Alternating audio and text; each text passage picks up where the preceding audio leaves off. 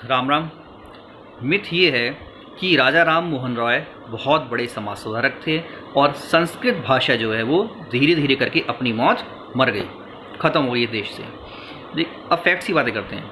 देखिए, आपने गौर किया होगा कि महर्षि दयानंद सरस्वती तक संस्कृत भाषा में ग्रंथ भी लिखे जाते थे, शास्त्रार्थ भी होते थे, लेकिन वो सब कुछ अचानक से ख़त्म होना शुरू हो गया। पिछले 100 साल में आपने सुना कोई संस्कृत का बहुत बड़ा ग्रंथ आया हो, कोई संस्कृत में शास्त्रार्थ हुआ हो? कोई नहीं हुआ। यानी संस्कृत भाषा जो थी वो ख़त्म हो गई। फैक्ट्स की बातें करते हैं, देखिए और आगे। राजा राम मोहन राय उन लोगों में से थे जिनको आज़ादी नहीं चाहिए थी, जो अंग्रेज़ों से आज़ादी नहीं चाहते थे। वे उन लोगों में से थे जो ये चाहते थे कि अंग्रेज़ ही यहाँ पर आके राज्य करें, वो हमें सभ्य बनाएं, उन्हीं का राज्य चले और ईस्ट इंडिया कंपनी के तले ही हम लोग अपने लिए कोई बेहतर विकल्प तलाश करें। तो आज़ादी उन्हें नहीं चाहिए थी, वो ईस्ट इंडिया कंपनी के तले ही, उनके शासन के तले ही काम करना चाहते थे। ये उन लोगों में से थे। राजा राम मोहन राय उन लोगों में से थे जो ये कहते थे कि भारत का जो विकास है, जो उन्नति है, वो उदारवादी शिक्षा से हो सकता है। अब उदारवादी शिक्षा कौन सी है? उदारवादी शिक्षा वो है जो यूरोप में चल रही है, जो वहाँ की भाषा है, संस्कृति है, जो ब्रिटेन में चल रही है, वो अच्छी है। जो वो पढ़ा रहे हैं वो सब कुछ अच्छा है, और जो हमारे गुरुकुल हैं या जो हम लोग पढ़ा रहे थे वो सब कुछ, हमारा ज्ञान जो है वो ज़ीरो है। तो इन्होंने कहा कि जो वहाँ की शिक्षा व्यवस्था है, जो शिक्षण वहाँ का पाठ्यक्रम है, जो वहाँ पे पढ़ाई हो रही है, वो सारी चीज़ें हिंदुस्तान में पढ़ाई जानी चाहिए।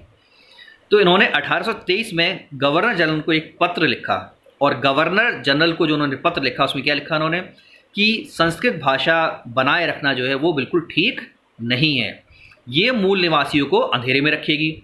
संस्कृत भाषा में जो है तर्क नहीं है, विज्ञान नहीं है, चेतना नहीं है, यानी बिल्कुल बेकार भाषा है।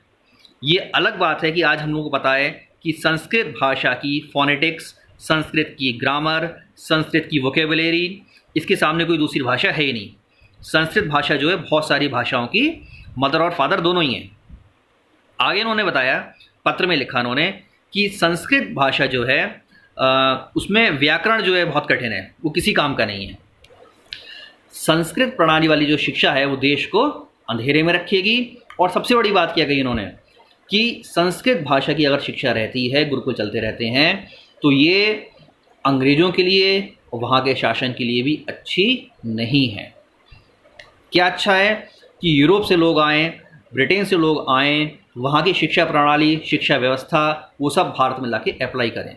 तो मैकाले जैसे लोग जो इस काम को कर रहे थे, ये उनके समर्थक थे। विलियम कैरी ऐसे लोग जिन्होंने भारत में कॉलेज बनाया, जो पहला डिग्री देने वाला कॉलेज था, ये उन लोगों के समर्थक थे। इसी विचार के साथ राजा राम मोहन रॉय ने हिंदू कॉलेज की स्थापना की। अब नाम हिंदू कॉलेज है और उसकी स्थापना विचार क्या है, वो एंटी हिंदू है।